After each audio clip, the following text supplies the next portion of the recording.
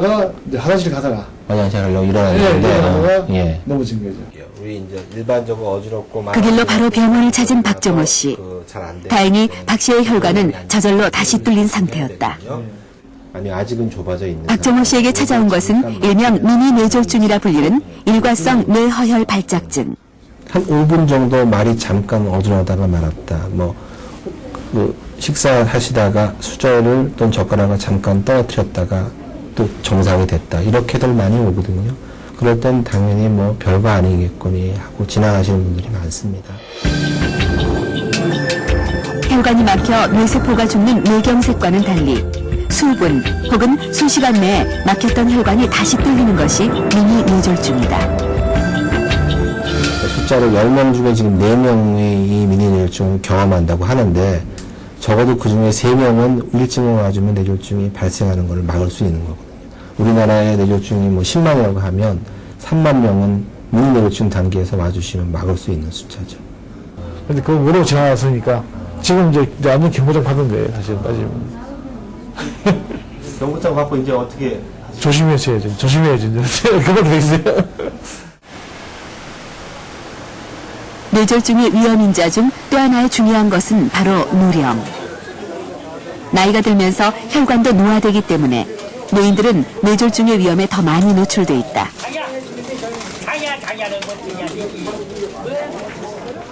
노인들은 뇌졸중에 대해 얼마나 알고 있을까? 뇌졸중이 어떤 병인지 알고 계세요? 몰라요. 글쎄, 저는 아직 그런 걸 안 알아봐서 잘 모르겠어요. 만약에 이 왼쪽 손에 감각이 없고 물건을 못 짚는다. 그런 증상이 갑자기 오면 어떻게 하시겠어요? 그 뇌졸중의 증상이죠. 그러면 우황청심원을 빨리 물떠서 우황청심원 가지고 다니거든요. 4,000원짜리. 그걸 빨리 먹는다든가. 그렇게 생기시면 오늘 하루 지나보고 좋아지면 대부분 뇌졸중에 대한 정확한 인식이 부족한 상태. 그렇다면 노인들 중 미니 뇌졸중을 겪은 사람은 얼마나 될까? 보시고 읽어보시고 제작진은 서울의 한 노인복지센터 120명의 노인들을 대상으로 미니 뇌졸중 경험에 대한 설문조사를 실시했다.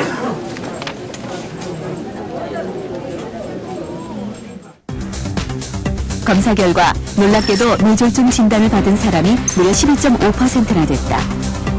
미니 뇌졸중이 의심되는 사람 역시 10%라는 높은 수치를 보였다. 얼마 전 성남시 노인을 대상으로 조사한 결과에서도 뇌졸중 10.1%, 미니 뇌졸중 8.9%의 비슷한 수치를 나타냈다.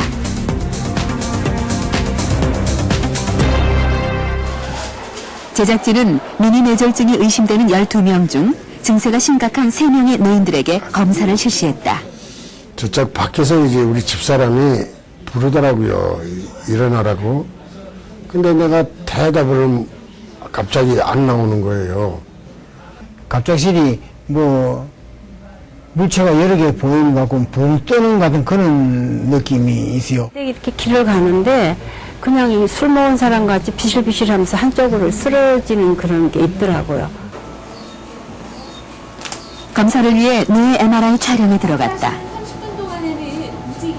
MRI는 뇌졸중의 흔적을 살피고 보다 정밀하게 혈관의 좁아진 상태나 뇌 건강 상태 등을 집중적으로 알아볼 수 있다. 며칠 후 병원을 찾은 세 사람.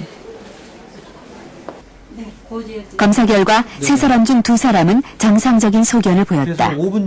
하지만 강정구 씨의 경우 뇌졸중 발생 위험이 매우 높은 상태로 나타났다. 혀가 움직이지 않았어요. 경동맥 부분이 동맥경화증이 잘 생기는 부위입니다. 혈관 사진에서 보이는 강정구 씨의 양쪽 경동맥은 모두 상당히 좁아져 막히기 직전의 모습을 하고 있었다. 뇌를 촬영한 MRI 사진에서는 군데군데 하얀 부분이 나타났다. 과거 미니 뇌졸중이 있었다는 증거다. 이거는 정밀 검사를 하셔야 돼요.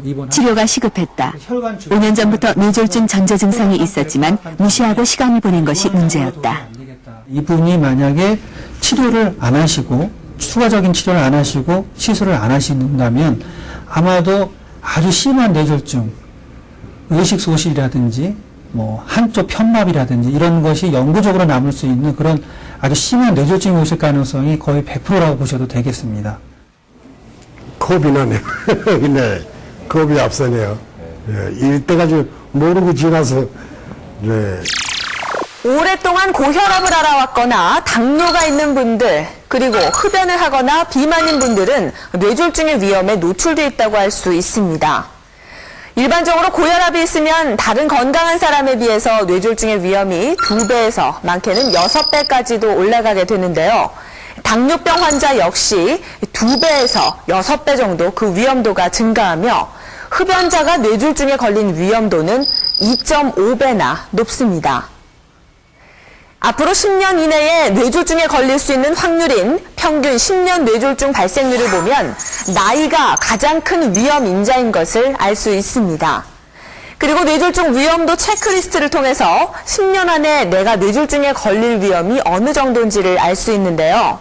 가령 60세 남자의 경우를 보면 혈압이 170에서 180이고 당뇨병을 앓고 있고 흡연을 하고 있다면 뇌졸중에 걸릴 수 있는 위험은 약 22% 정도입니다. 또 다른 사례를 한번 살펴볼까요? 여자 70세에 당뇨, 고혈압, 관상동맥 질환을 앓고 있다면 뇌졸중에 걸릴 수 있는 위험은 약 27%라는 것을 알 수 있습니다. 또한 뇌졸중은 재발할 확률이 아주 높은 질병입니다. 따라서 발병 후에도 위험 인자에 대한 철저한 관리가 필요합니다. 인천의 한 음식점. 손님들로 붐비는 이곳에서 제작진은 오랜만에 반가운 얼굴을 만났다. 바로 박상규 씨다. 그런데 그의 걸음걸이와 일하는 모습이 다소 불편해 보였다. 그는 지금 뇌졸중과 10년째 투병 중이기 때문이다.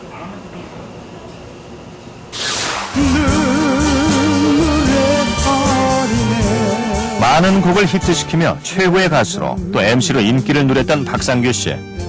당시 바쁜 스케줄을 소화하던 그는 동료들 사이에서 소문난 애주가였다. 술 많이 먹고 피곤하고 일을 너무 많이 하셨어요. 술은 얼마 정도 드셨어요? 아유, 굉장히 많이 마셔요. 매일 술 한 10병. 매일. 발병 후 처음에는 건강관리에 힘썼다. 하지만 점차 회복되자 다시 술을 마셨고 결국 또다시 불행이 찾아왔다. 보시는 것처럼 9년 만에 뇌졸중이 재발한 것이다. 상태는 전보다 더 심각했다. 왼쪽 뇌의 상당 부분이 기능을 상실한 상태였다.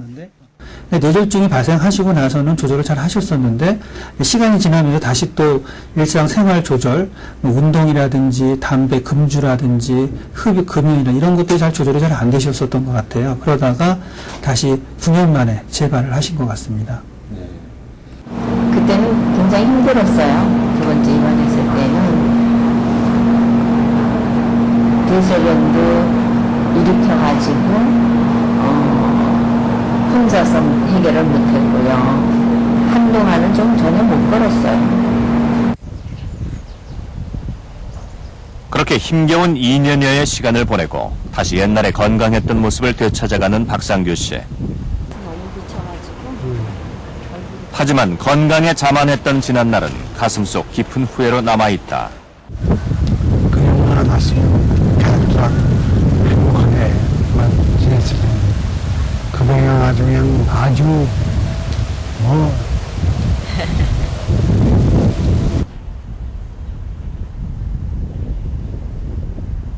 이슬이 눈물처럼 꽃잎에 맺혀 있고 아직 완전히 회복되진 않았지만 노래를 향한 열정만큼은 변함없는 박상규 씨. 길로 가는구나 여름 가을이. 그는 무대 위 제2의 전성기를 꿈꾸며 어렵게 되찾은 건강을 지키기 위해 계속 노력할 것이다. 이게 뇌졸중이 앓고 난 사람들은 정상인에 비해서 뇌졸중이 생길 가능성이 10배가 높습니다. 관리를 철저히 하지 않으면은 반드시 재발한다고 보셔야 됩니다. 서울의 한 헬스장.